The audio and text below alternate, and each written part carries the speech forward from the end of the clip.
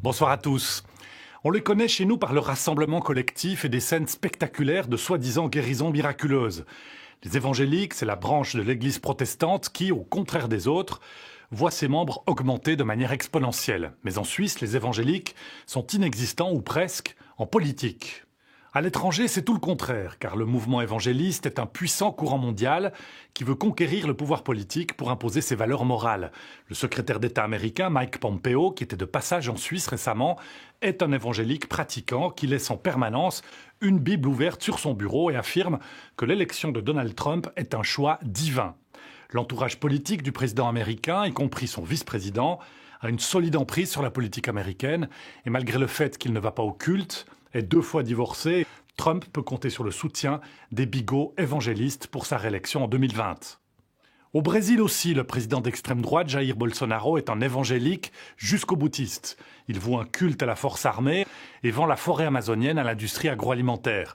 Les écoles enseignent désormais le créationnisme, nient l'évolution des espèces et prônent la supériorité raciale des Blancs sur les Indiens. En Suisse, aux États-Unis et au Brésil, Françoise Weillamer et Florence Fernet ont suivi ces évangéliques qui sont à la conquête du pouvoir. Regardez.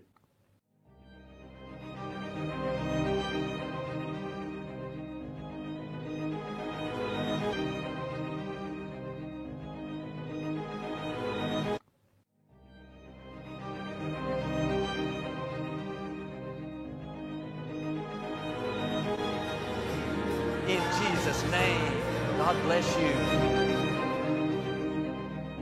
Jour après jour, il gagne de nouveaux fidèles, alors que d'autres églises se vident. Dans le monde entier, les évangéliques sont désormais plus de 600 millions. Leur culte ressemble souvent à des fêtes joyeuses et rock'n'roll, comme ici à Genève. Les évangéliques, c'est une très grande famille issue de la réforme protestante, avec plein de courants différents. Ce dimanche-là, ils sont 3000 à suivre une célébration commune à une vingtaine d'églises du canton.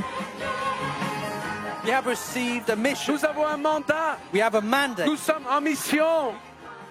Je vois tant de territoires encore conquérir. On suit Jésus. On suit le comportement de Jésus. Et lui, il a été amour. Il a donné aux gens. Moi, j'ai passé 20 ans dans la drogue. Dieu m'a délivré, quoi. Je veux dire, les gens, Jésus, il est vraiment vivant. C'est pour ça qu'on a tous cette joie, cet amour, cette amitié. Je crois que chaque chrétien a une influence. Parce que notre cœur, quand on est influencé par Jésus dans notre cœur, forcément ça rayonne sur l'extérieur. De nombreux évangéliques sont à leur image, portés par leur foi et leur désir de la transmettre. Pour eux, c'est une mission purement spirituelle. Mais pour d'autres, c'est un combat politique. C'est une quête de pouvoir.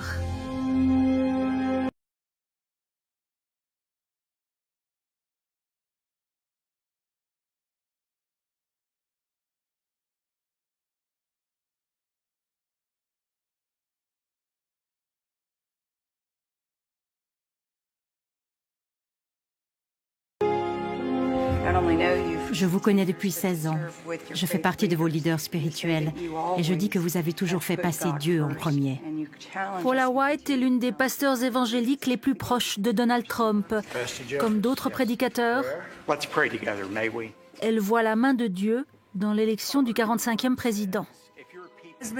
Il a été choisi par Dieu, car Dieu dit qu'il choisit les gens et il les place en position d'autorité. A miraculous win, but was his election as President of the United States an actual answer to prayer? Next on PIJN News, Dr. Chaps reports on these important issues. Dieu a-t-il personnellement choisi Donald Trump pour devenir président des États-Unis? 4 prophètes charismatiques ont dit oui avant que cela n'arrive. This is the story behind a divine plan and a miraculous victory, the largest evangelical vote in American history. New tonight, it was God. God wanted Donald Trump to be president. À la grande surprise de cette présentatrice, même la porte-parole de la Maison-Blanche le déclare. Je crois que Dieu nous appelle tous à remplir différents rôles à différents moments. Et je crois qu'il voulait que Donald Trump devienne président. Et c'est pour ça qu'il est là.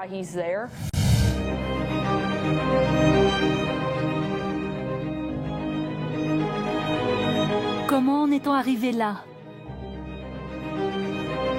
Pourquoi ces évangéliques ont-ils choisi de soutenir un homme tout sauf angélique? Direction la Bible Belt, littéralement la ceinture de la Bible, ces États du Sud où les protestants évangéliques jouent un rôle important dans la société et la politique. À 4 heures de Washington DC, Lynchburg est l'un de leurs bastions grâce à une dynastie de pasteurs.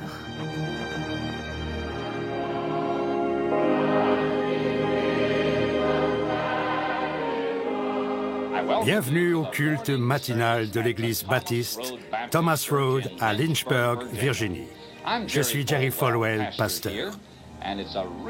Ces sermons télévisés en font un homme très influent.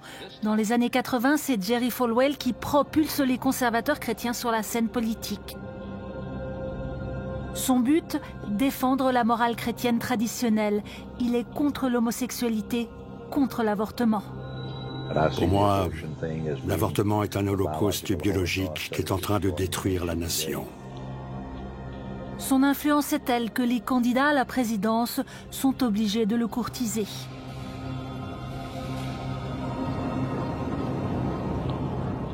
Cela n'a pas changé avec sa mort en 2007, bien au contraire. C'est ici à Lynchburg que s'est forgée l'alliance entre Donald Trump et les évangéliques. L'église familiale est désormais installée dans un ancien entrepôt. Cette méga-church attire chaque semaine 20 000 fidèles dans ses différents cultes.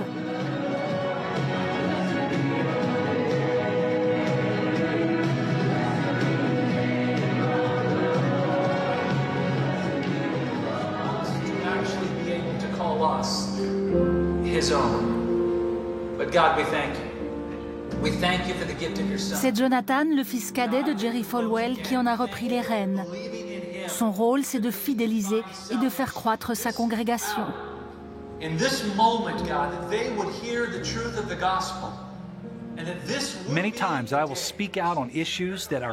Je parle souvent des problèmes que notre pays et que le monde affrontent, aussi des problèmes du quotidien. Ce sont des sujets politiques par nature, mais bibliques dans leurs racines. Je me concentre sur cela. Je parle de sujets qui découlent directement de la vérité qu'on trouve dans les paroles de Dieu. L'église de Jonathan propose bien plus que des cultes. Par exemple des crèches, des cours de gym et surtout des groupes de soutien.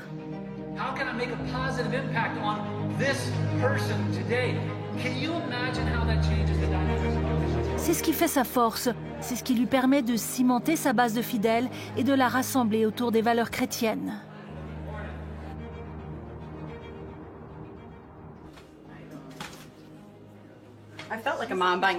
Ce soir-là, c'est Victoria qui accueille chez elle les membres de son groupe de vie.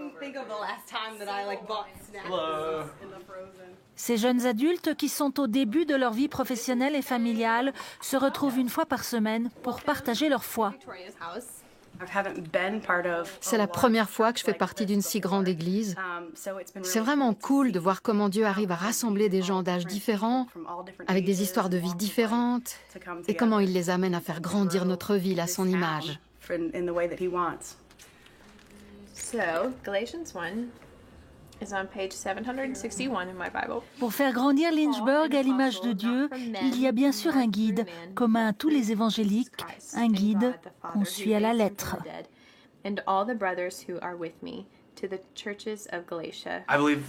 Je crois que la Bible est parole de Dieu, sa parole pour nous. Je veux savoir quel est son projet pour moi et c'est pour ça que je lis la Bible. Elle me donne les instructions et la vérité dont j'ai besoin dans ma vie. Même si elle nous parle de choses qui sont arrivées il y a des milliers d'années, on peut l'appliquer aujourd'hui. Être évangélique aux États-Unis, c'est très excitant maintenant. Ça se développe beaucoup et on en parle beaucoup. C'est la chose la plus importante.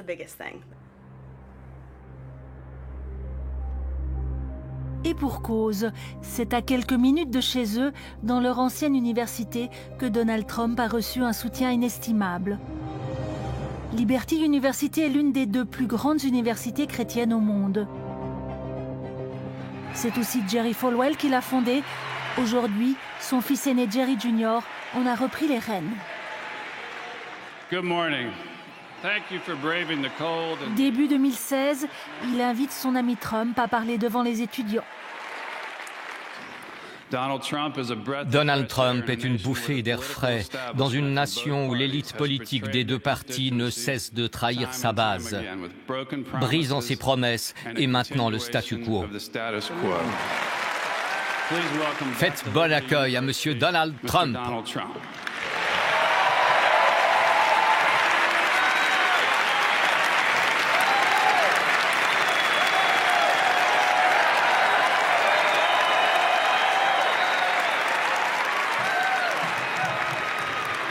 Oh, this is so beautiful. Get those teleprompters out of here. We're going to have some fun, right?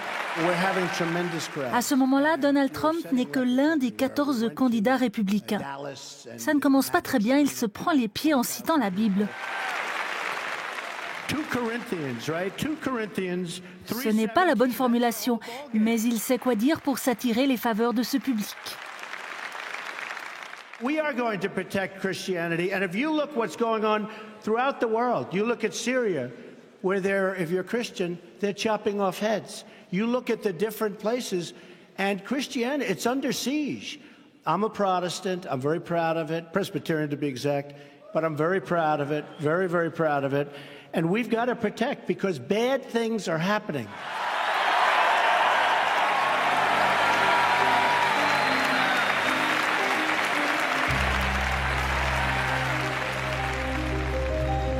Le résultat, on le connaît. 81% des évangéliques blancs ont voté pour Donald Trump en novembre 2016, un vote de poids dans une victoire très serrée. Leur influence s'étend désormais au cabinet présidentiel. Début 2019, on y trouve au moins 8 ministres importants, comme celui des Affaires étrangères, de l'Éducation ou encore le vice-président Mike Pence, aux fortes convictions évangéliques. Ces convictions vont-elles influencer les politiques publiques? C'est ce que craignent les défenseurs d'un État laïque.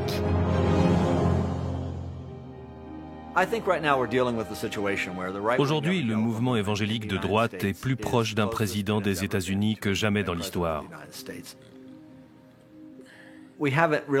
Jamais nous n'avons vu une telle connexion, une telle coopération, une telle infiltration qu'avec l'administration Trump.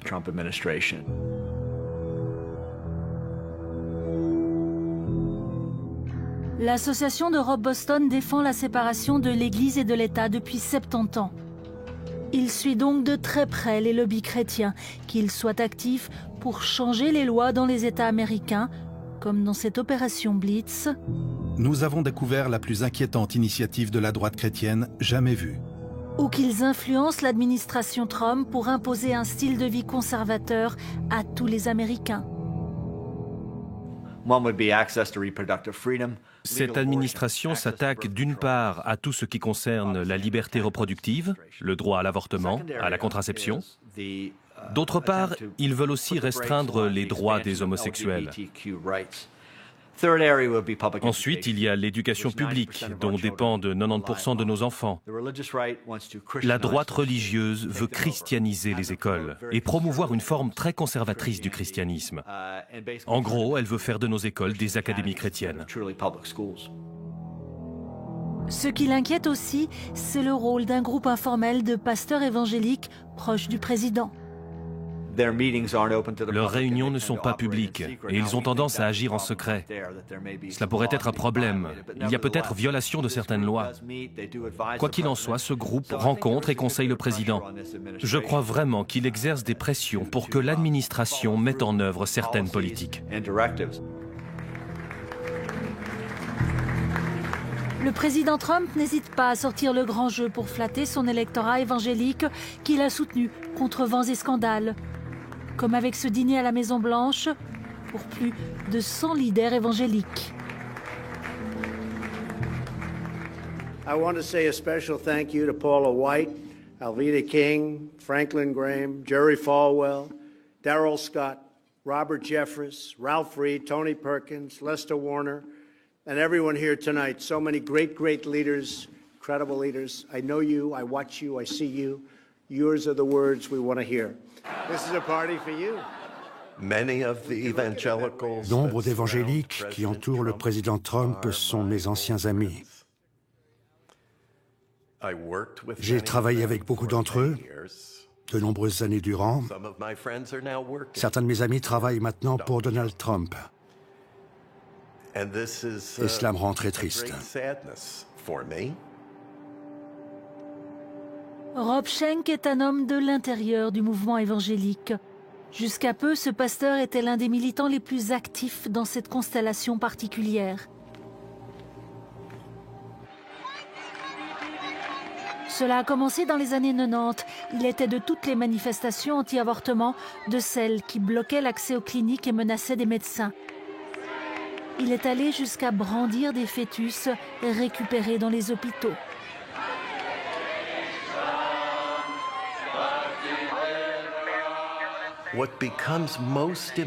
Votre objectif politique devient prioritaire.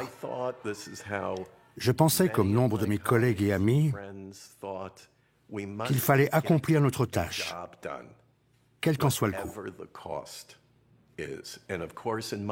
Et dans mon mouvement anti-avortement, certains ont décidé qu'ils pourraient aller jusqu'à tuer. Et ils l'ont fait. Ils ont assassiné des médecins. Je pensais que ça ne pouvait pas arriver dans mon propre mouvement. Eh bien, cela est arrivé à nouveau. À un moment, j'ai dû m'arrêter et me regarder en face. Après toutes ces années, j'ai réalisé que je m'étais beaucoup trop éloigné de la foi chrétienne que j'avais choisie quand j'étais jeune. Agir en contradiction avec sa foi, c'est ce qu'il reproche aujourd'hui à ses anciens compagnons de route. C'est ce que j'appelle un pacte avec le diable. Je dis cela parce que Donald Trump opère comme un homme d'affaires. Et donc il négocie. Il demande aux évangéliques, « Que voulez-vous? Donnez-moi votre liste. Vous voulez des juges anti-avortement? Je vous les donnerai. Vous voulez plus de références religieuses dans le discours public? Je vous le donnerai. Vous voulez qu'on lise la Bible à l'école? Je vais promouvoir des lectures de la Bible à l'école. Je vous donnerai tout ce que vous voulez. Vous voulez l'ambassade américaine à Jérusalem? Je vous la donne immédiatement.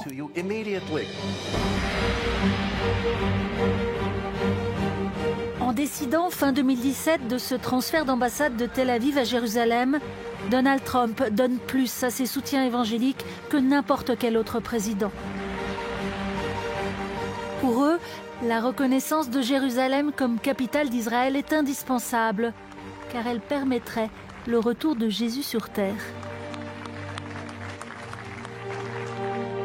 Jérusalem, c'est là où le Messie reviendra et établira un royaume éternel.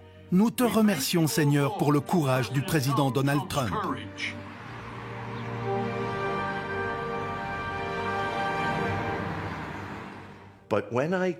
Mais puisque je vous donne toutes ces choses, je m'attends à ce que vous me donniez tout ce que je veux. Cela, c'est votre soutien inconditionnel, pas de critique contre moi ou mon administration, et vous couvrirez même mon comportement immoral d'un vernis religieux.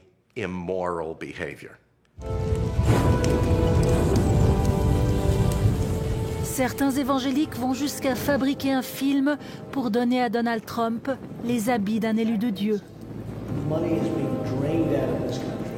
Il est basé sur le témoignage d'un pompier américain qui dit avoir eu une prophétie en 2011. Dieu aurait choisi Donald Trump pour devenir président des États-Unis. President Trump. Le film a été en partie tourné à Lynchburg et produit par la Liberty University, celle qui est dirigée par Jerry Falwell Jr., le soutien de la première heure de Donald Trump.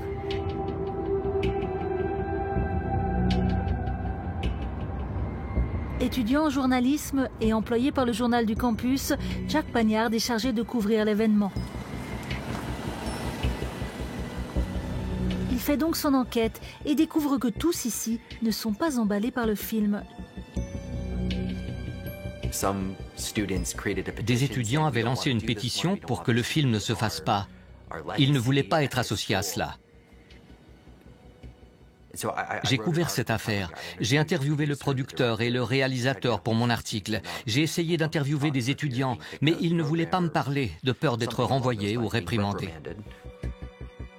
Son article est censuré par la rédaction en chef, car il ose mettre en doute la véracité de la prophétie sur Trump. Peu de temps après, il est convoqué par sa direction, de même qu'une autre étudiante au regard critique. La direction de notre département nous a convoqués pour des interviews. Non, ce n'est pas le bon mot, c'était plutôt des interrogatoires. Ils nous ont posé des questions agressives, du style « Alors, c'est comme ça que vous vous comportez ?» et blablabla. Après, ils nous ont tout bonnement virés du journal. Ils nous ont retiré nos bourses et nous ont chassés de nos bureaux en quelques heures. Sur le moment, ça fait mal. Je me suis senti trahi par mon école et ils m'ont à peine expliqué pourquoi.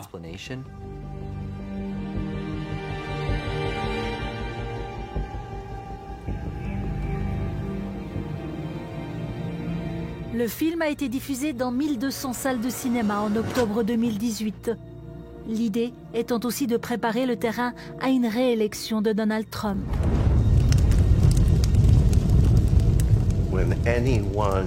Face à des gens qui répandent des prophéties, il faut être très prudent.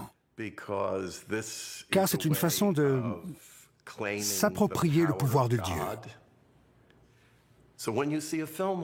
Avec un film comme celui-ci, on vous interdit en quelque sorte de critiquer M. Trump, de lui demander des comptes. On devrait tout lui accorder sous prétexte que Dieu lui aurait donné toute autorité. C'est très dangereux.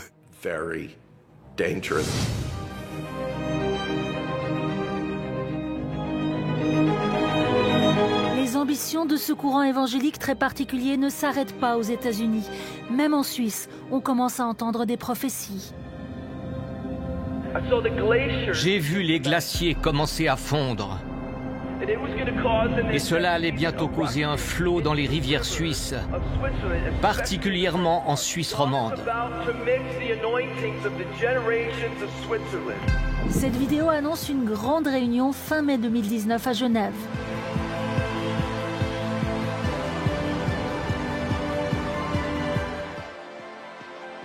La vidéo, elle commence par une prophétie d'un prédicateur qui a été invité en 2015 par le réseau évangélique pour un grand festival où il y avait plusieurs prédicateurs étrangers de renommée qui sont venus apporter des messages. Il parle spécifiquement à la Suisse romande et l'image qu'il est en train de prendre, c'est l'image d'un flot très puissant qui arrive et qui va amener un réveil.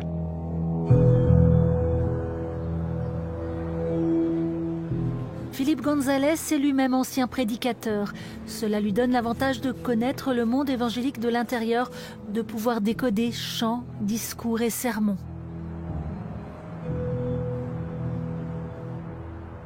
Aujourd'hui sociologue à l'Université de Lausanne, il enquête en particulier sur les pasteurs dits charismatiques, ceux qui mettent un accent sur les miracles et les prophéties, en Suisse ou aux États-Unis. Je me suis rendu compte qu'ils avaient une vision de la nation qui était une vision déjà de forteresse assiégée. C'est-à-dire la société est en train de se perdre, les valeurs chrétiennes sont en train de foutre le camp un petit peu. Et face à cette déliquescence de la société, ce qu'ils proposaient, c'était déjà de convertir les individus, mais surtout de convertir la nation. On était dans l'idée qu'il faudrait investir les lieux du pouvoir pour inscrire dans la loi la garantie des valeurs chrétiennes, alors que la société devient de moins en moins chrétienne, qu'elle se sécularise. Pour sa dernière enquête publiée en 2014, il assiste à des dizaines de cultes et de réunions en Suisse romande. Souvent, il y a des invités spéciaux venus d'Europe ou d'Amérique du Nord, comme cette Canadienne. Et qu'on l'observe suffisamment. Et qu'on voit toute l'autorité qui est dans les cieux. Et toute l'autorité qui est sur la terre. Et toute l'autorité sur Genève et Lausanne et sur la Suisse. Donc on voit Stacy Campbell, qui est une évangéliste mondialement connue. Elle se présente un petit peu comme une prophétesse. Et puis elle est dans une église à Lausanne. C'est le Gospel Center. Et puis elle est en train de dire que les chrétiens doivent prendre la domination sur la société, qu'il faut évangéliser des nations et pas les gens dans les nations. Que veut dire son message pour la Suisse et pourquoi le Gospel Center l'a-t-il invité à Lausanne? Saisis notre mouvement.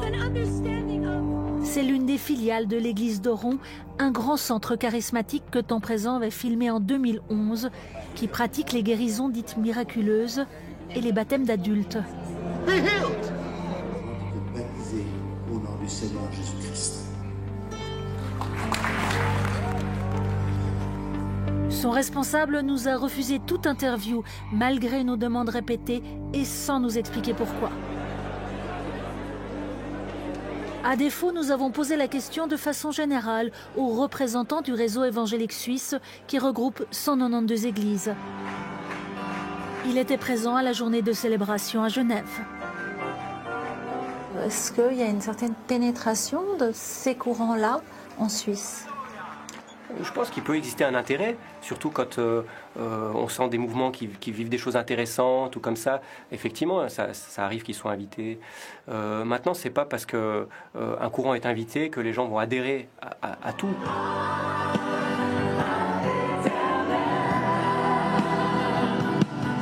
En Suisse, notre histoire évangélique, elle est marquée par une distanciation vis-à-vis de l'État. On nous appelle aussi les églises libres. En allemand, c'est les Freikirchen, les églises évangéliques. Ce sont des églises qui se sont, entre guillemets, libérées du lien avec l'État. Pour nous, par exemple, ce serait inimaginable qu'une église soutienne un candidat ou un parti politique, comme ça peut se faire aux États-Unis. On veut vraiment pas ce genre d'instrumentalisation. Je dirais, on y est presque allergique chez nous.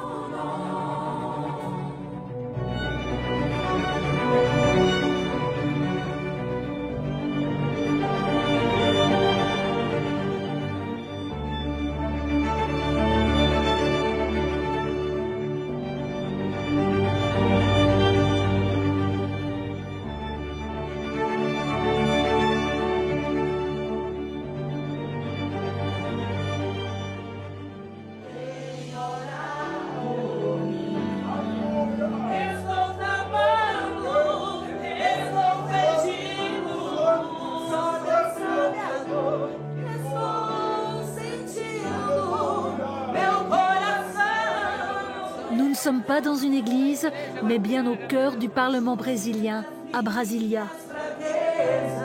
Chaque mercredi, entre deux votes, les députés du groupe évangélique et leurs collaborateurs se rassemblent pour un culte dans une salle d'habitude réservée aux commissions parlementaires. Et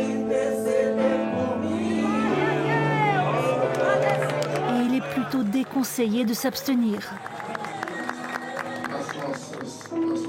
Ouvrez la Bible. Ici, le mariage entre religion et politique a été consommé depuis fort longtemps. Pendant des dizaines d'années, c'étaient les catholiques qui menaient le bal, mais aujourd'hui, ils sont rattrapés par la ferveur des évangéliques. Le député Cavalcanti, lui-même ancien pasteur, est l'un des leaders de ce groupe. C'est important d'être là et de le montrer par la suite sur son fil Twitter. Au Congrès, l'activité parlementaire commence à 9h30. Le culte a lieu de 8h30 jusqu'à 9h30, précisément pour montrer que quand nous travaillons comme députés, nous ne pratiquons pas notre foi. cette foi, elle ne s'arrête pas à 9h30, elle est avec vous. Non, bien sûr. Le député garde sa foi tout le temps dans sa vie parlementaire, comme dans ses projets. Celui qui a la foi vit sa vie dans la foi. Ce que je ne peux pas faire, et c'est la laïcité qui l'exige, c'est imposer ma foi à quiconque ne la veut pas. C'est ça, l'État laïque. Ça reste à voir. Car avec 20% des sièges au Parlement, ces députés pèsent lourd dans le débat politique. Cette force considérable est le reflet de la croissance fulgurante des évangéliques au Brésil.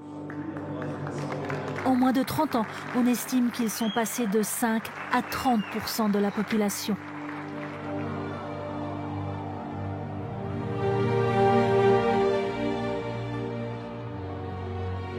Avec la victoire de Jair Bolsonaro à l'élection présidentielle de 2018, ils ont réalisé un vieux rêve, placer leur candidat au poste suprême. Ce populiste d'extrême droite, qui a dit une fois qu'il préférait voir son fils mort plutôt qu'homosexuel, a raflé le vote évangélique. L'ancien capitaine de l'armée a promis de défendre la morale chrétienne traditionnelle, comme le dit clairement son slogan de campagne, « Le Brésil au-dessus de tout ». Et Dieu au-dessus de tous. Il est catholique, mais qu'importe, il organise son baptême dans le Jourdain.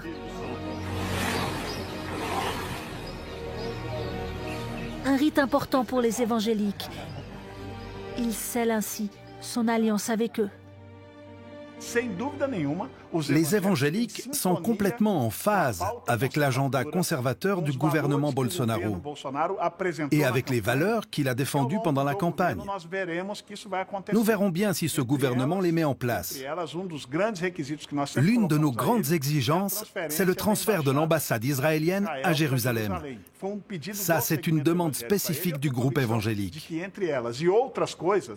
Je suis convaincu que sur d'autres thèmes, comme la lutte contre la légalisation de l'avortement ou la défense des valeurs de la famille traditionnelle, le gouvernement Bolsonaro fera tout pour satisfaire les sentiments de la grande majorité des évangéliques.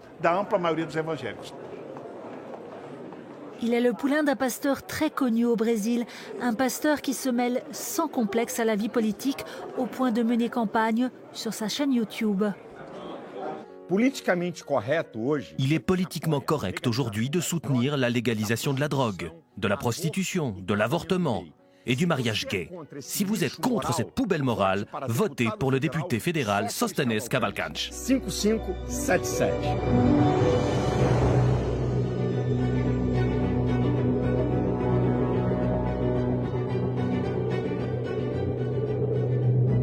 C'est à 1 heure des belles plages de Rio, dans la zone nord de cette métropole de 10 millions d'habitants, que Silas Malafaia dirige un empire de 90 églises et 80 000 fidèles. Une zone où on trouve parmi les plus grandes et les plus pauvres des favelas. Son empire porte le petit nom d'Assemblée de Dieu Victoire en Christ.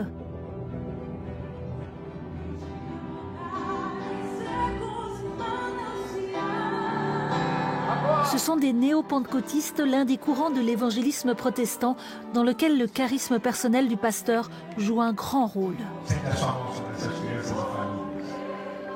Senhor, nós entregamos cada criança e cada família nas tuas mãos.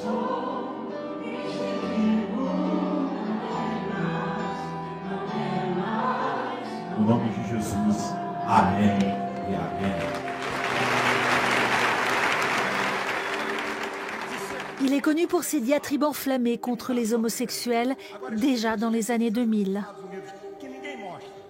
Porque a homossexualidade é uma questão de comportamento. E se é uma questão de comportamento, homossexuais podem deixar de ser homossexuais e virarem heterossexuais. Aujourd'hui, il a tombé la moustache et gagné en influence. Eu quero declarar aqui para você, Bolsonaro, como uma voz profética dessa nação, eu declaro em nome de Jesus que Deus vai te dar sabedoria, graça e saúde. Vous ne rêvez pas, c'est effectivement dans l'église du pasteur Malafaia que le président Bolsonaro fait sa première apparition publique après son élection. Em nome de Jesus, esses principados do inferno saiam da nossa nação. Est-ce que vous êtes quelqu'un qui participait à l'élaboration de sa politique? Non, je ne fais pas ça. Tout au plus, je donne quelques conseils au président. Mais je n'ai pas de pouvoir de décision ni de nomination. Je lui donne quelques conseils. J'ai une relation avec lui. Je lui parle à l'heure que je veux, j'ai son téléphone privé. Par exemple, je lui dis « Oh là, mon gars, fais attention avec ça. Comment avance ce dossier ?» Tout au plus, je lui donne des conseils, mais je ne décide de rien, non. Vous êtes quelqu'un d'important au Brésil? Je ne dirais pas que je suis important. Je dirais que j'ai une certaine influence. Une certaine influence. J'ai plus de 6 millions de personnes qui me suivent sur les réseaux sociaux, n'est-ce pas? Comme j'ai toujours marqué mes positions dans la société, dire que je n'ai pas d'influence serait de l'hypocrisie. Cela serait de l'hypocrisie, n'est-ce pas? Donc oui, j'ai une certaine influence.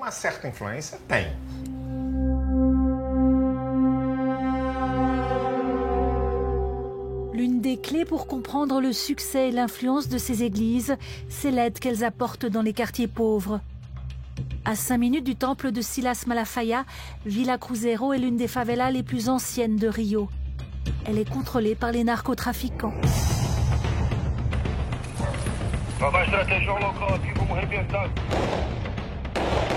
Les affrontements avec la police y sont fréquents, rarement filmés par les télévisions locales, plus souvent par les habitants.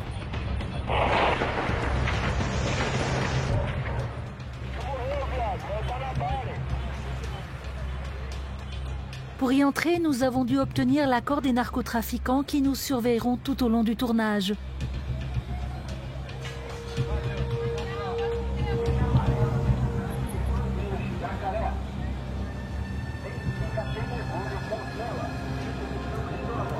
Plusieurs dizaines de milliers d'habitants vivent ici, parfois dans un dénuement total.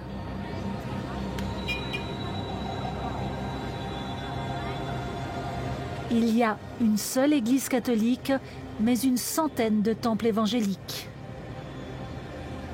C'est l'un des terrains d'action des volontaires de Silas Malafaia, comme Vanessa. Aujourd'hui, je rends visite à 2 adolescentes qui ont déjà reçu une aide de notre église. Bien souvent, l'État n'arrive pas à aller là où l'église parvient à entrer. Nous travaillons dans les favelas et nous apportons de l'aide dans tous les domaines. Émotionnel, spirituel, financier.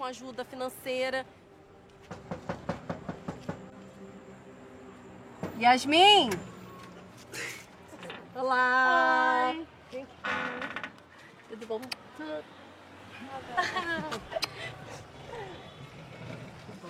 Yasmine, 17 ans, et Ingrid, 21 ans, vivent avec leur mère et leur petit frère dans ce petit 2 pièces. Depuis la mort de son mari il y a 10 ans, Anna Claudia élève ses enfants seule.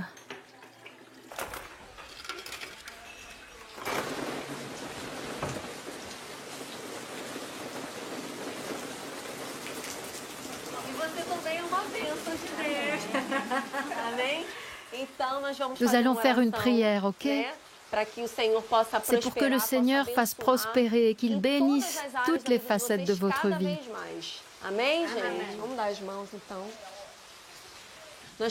Nous désirons prophétiser, déclarer que cette année sera merveilleuse pour toutes tes filles, mon Dieu.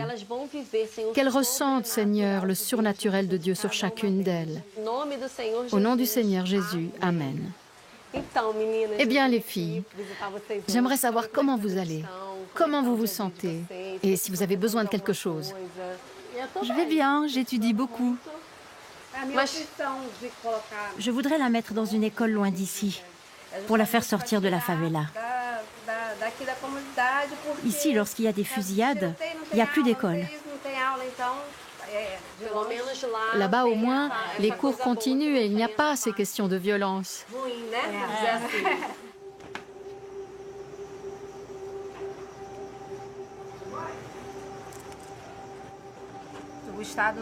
L'État n'offre rien. Pour leurs loisirs, les enfants n'ont rien.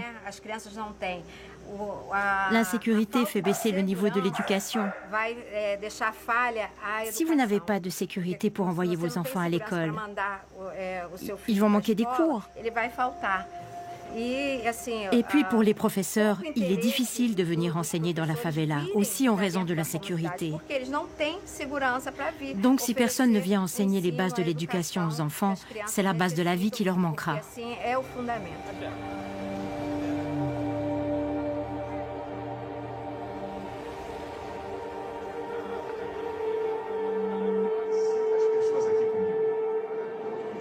Avec d'autres jeunes de la favela, les deux sœurs fréquentent presque chaque jour l'église de Silas Malafaia.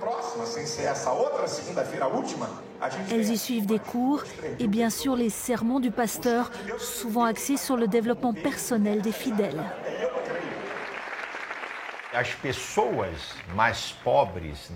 Nous apprenons aux personnes les plus pauvres de notre Église à conquérir, grandir et se développer ici, dans cette vie terrestre.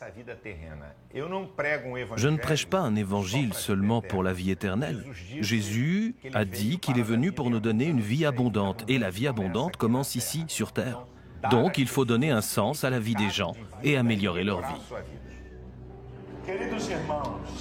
C'est ce qu'on appelle la théologie de la prospérité et c'est une autre clé du succès des évangéliques brésiliens.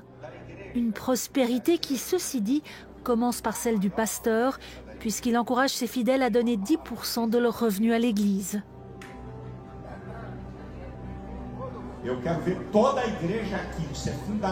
Ici, on écoute et souvent on suit les conseils du pasteur dans sa vie privée, mais aussi en politique. C'est un prophète pour notre pays.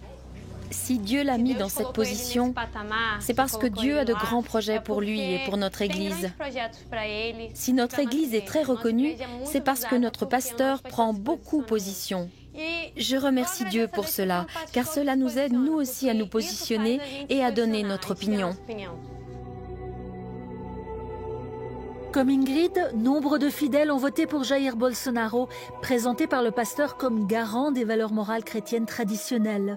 Des valeurs qui imprègnent toutes les activités de l'Église.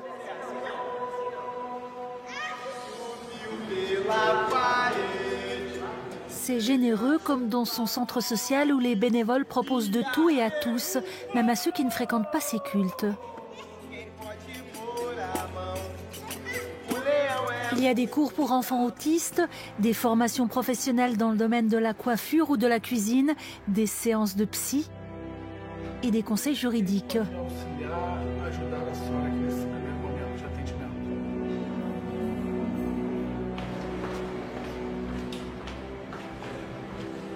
Et puis, beaucoup moins anodin, il y a la maison des bébés, vers laquelle nous amène la responsable du centre.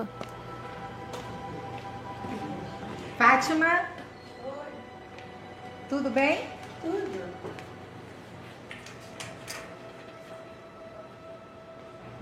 Fatima, combien de filles ont décidé pour de bon de ne pas le faire? Avorter. 5.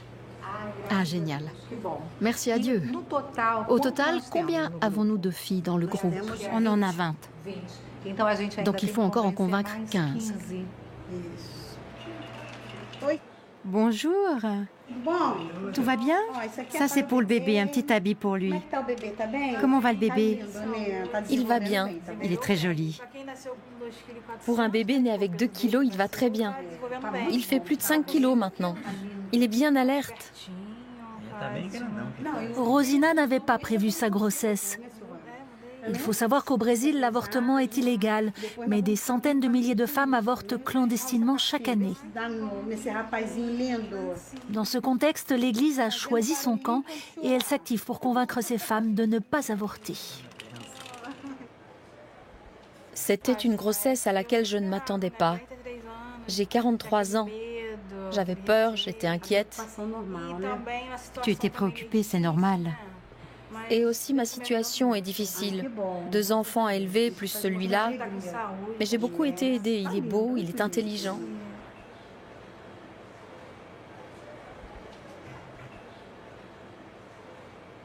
Comment vous arrivez à les convaincre de ne pas avorter? En leur montrant la vraie valeur de la vie.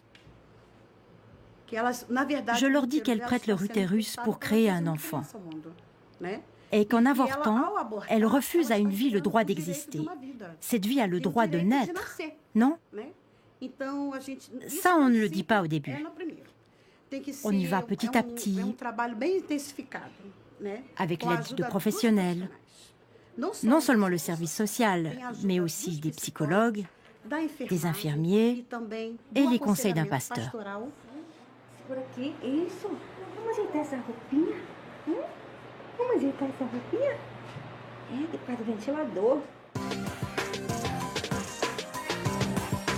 Et puis il y a d'autres canaux pour faire passer le message de l'Église, et c'est une raison de plus pour expliquer le succès des évangéliques.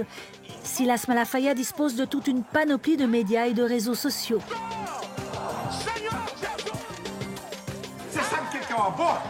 É o assassinato, é o massacre dos poderosos sobre os indefesos.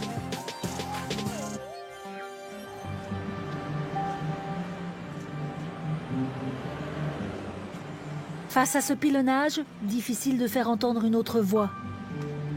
Ce jeune pasteur de 31 ans, engagé en politique dans les rangs de la gauche, est tout l'opposé d'un Silas Malafaia.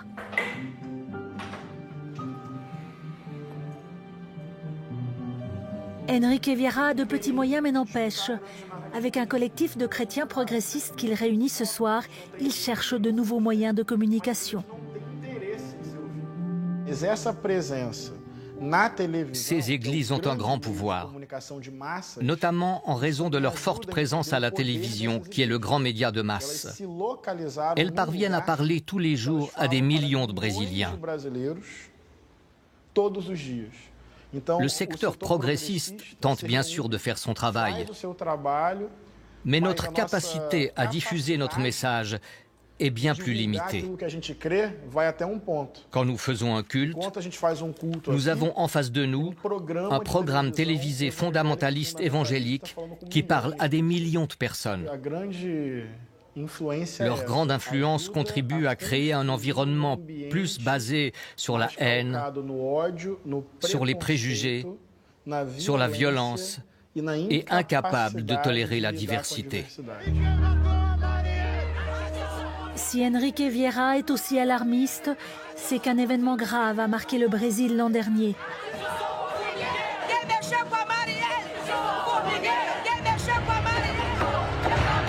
Il n'est pas directement lié au grand pasteur évangélique, mais il est révélateur d'un climat pourri. En mars 2018, une élue municipale est froidement abattue par 2 ex-policiers proches des milices paramilitaires. La militante des droits de l'homme, Marielle Franco, incarnait la diversité. Elle était de couleur, lesbienne, de gauche et issue d'une favela.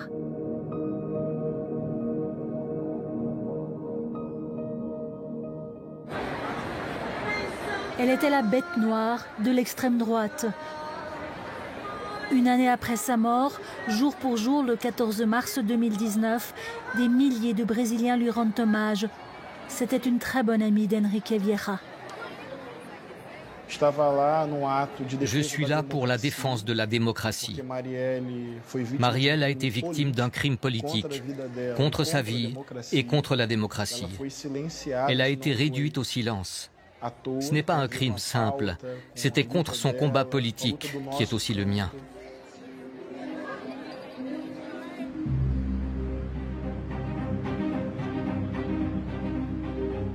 Après ce meurtre, le premier et seul député ouvertement gay du Parlement brésilien a choisi de s'exiler en Allemagne.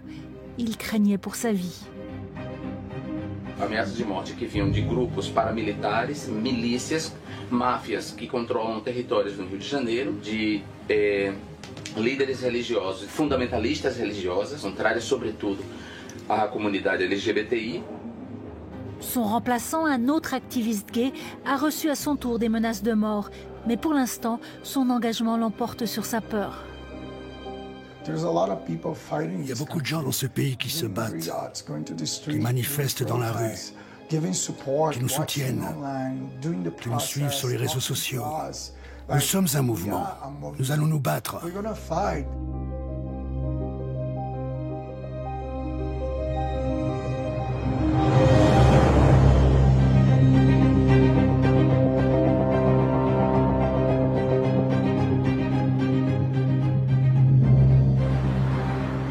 En Suisse, on est très très loin de ces extrêmes. Mais ici aussi, ceux qui ne rentrent pas dans le cadre religieux et moral défini par certaines églises peuvent en devenir les victimes.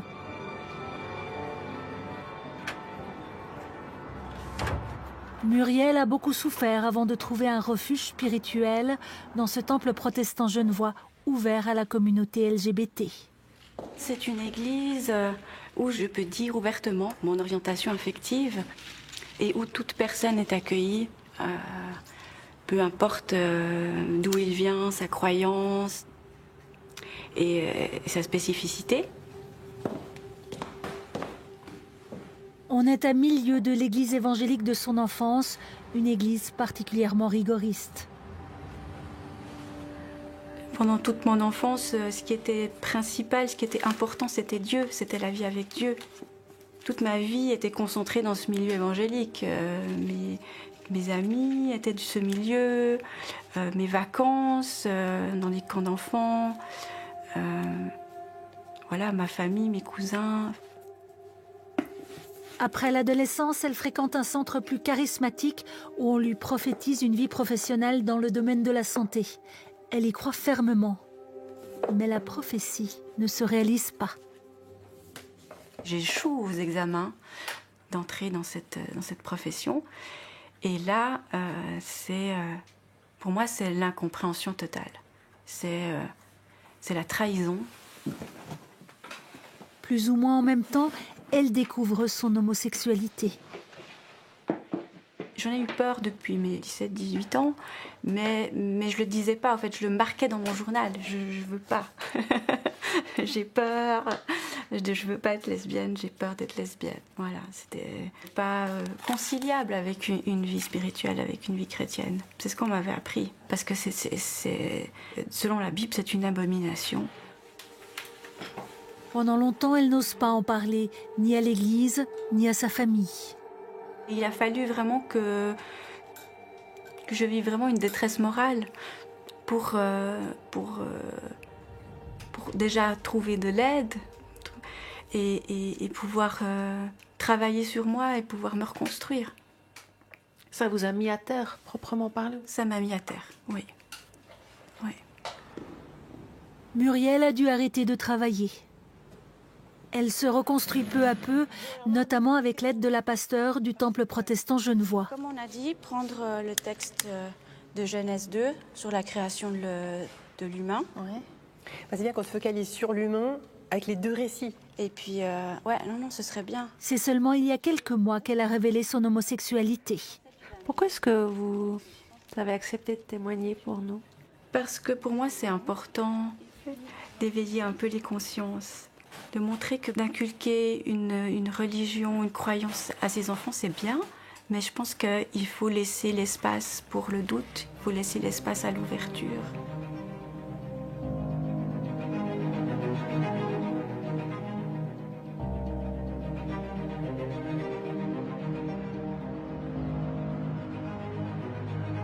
À Washington, Rob Schenck, lui aussi, a changé de combat. Comme une sorte de rédemption. Aujourd'hui, il prêche pour dénoncer les tendances radicales de l'évangélisme. C'est une Bible très répandue dans les églises évangéliques. Quand vous l'ouvrez, vous trouvez une arme. Les gens pensent que c'est une blague. Ce n'est pas une blague. Quelqu'un peut venir à l'église, être prêt à tirer, s'il imagine qu'un terroriste venait à entrer.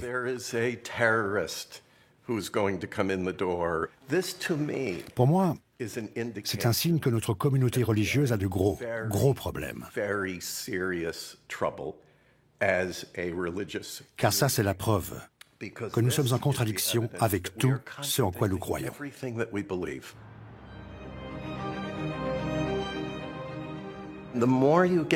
Plus vous mêlez la religion à la politique, plus vous vous éloignez de ses plus grandes vertus. L'amour du prochain, prendre soin des gens, accepter ceux dont personne ne veut. Ça, c'est notre foi. Et au lieu d'être au service des gens, de les aider, vous vous habituez à les dominer et les contrôler.